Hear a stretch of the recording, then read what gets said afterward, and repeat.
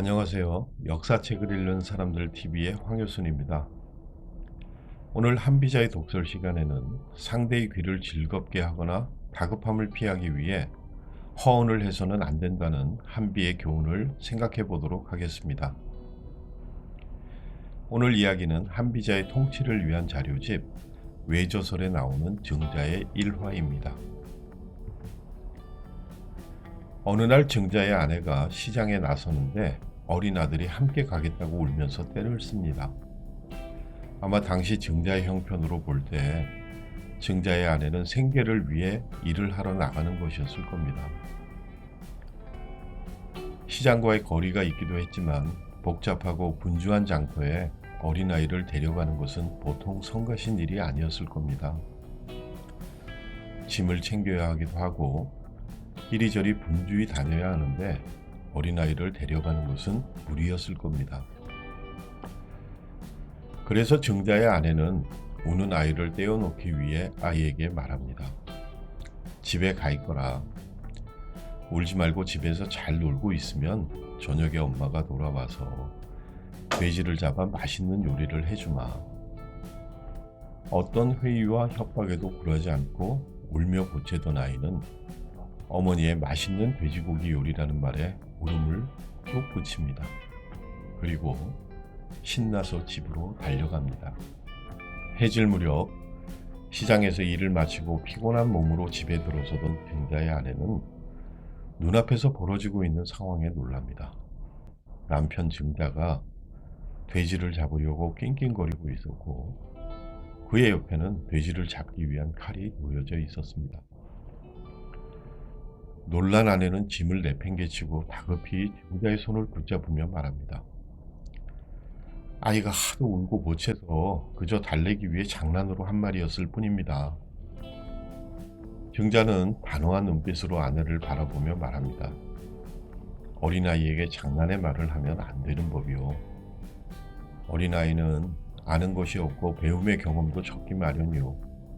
또한 어린아이는 다만 부모를 의지하여 배우므로 부모의 말이 곧 가르침이요. 만일 자식에게 단지 모면을 위해 귀를 즐겁게 해주는 말로 속인다면 이는 자식에게 속임을 가르치는 것이 되어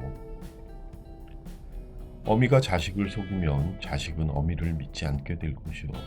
이는 자녀를 올바르게 가르치는 것이 아니오. 그러면서 증자는 결국 돼지를 잡아 삶았습니다. 당시 증자의 가정 형편으로 돼지를 잡는 것은 매우 무모한 일이었습니다. 어쩌면 이 돼지는 그들의 생계를 해결할 중요한 자산이었을 수도 있습니다.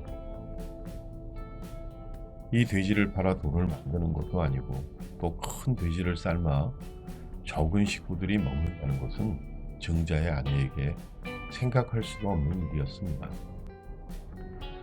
오죽했으면 하루 종일 발품을 팔며 고생해서 돌아온 아내가 짐들을 내팽개치며 남편의 소매를 붙잡았을까요? 아내가 일을 해야 하는 상황을 만든 증자가 참 뻔뻔스러워 보일 수도 있었습니다.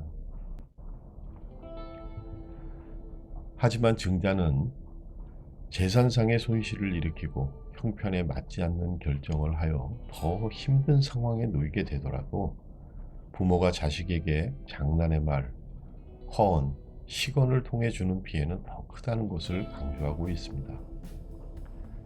이는 어린아이의 일평생에 영향을 주는 일이기 때문입니다. 오늘날에도 선거 때만 되면 반복되는 일이 있습니다. 많은 후보자들이 유권자들 앞에서 약속을 합니다. 절실함에 울며 보채는 유권자들의 바람에 후보자들은 그들의 표심을 사기 위해 돼지를 잡아주겠다는 말을 주저하지 않습니다. 자식을 기르는 부모도 조직을 이끄는 지도자들의 형편도 크게 다르지 않습니다.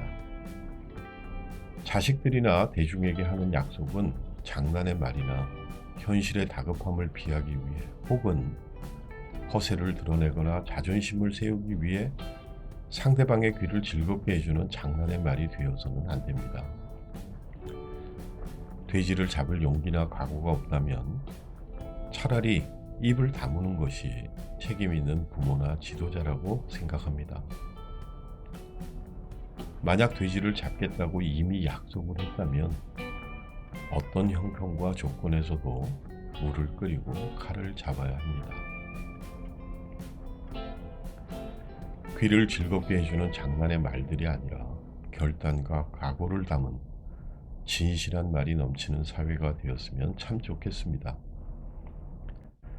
역사를 읽는 사람들 TV, 오늘은 진실한 말의 중요성을 실천한 정자의 삶을 통해 우리에게 전하는 한비의 교훈을 생각해 보았습니다. 감사합니다.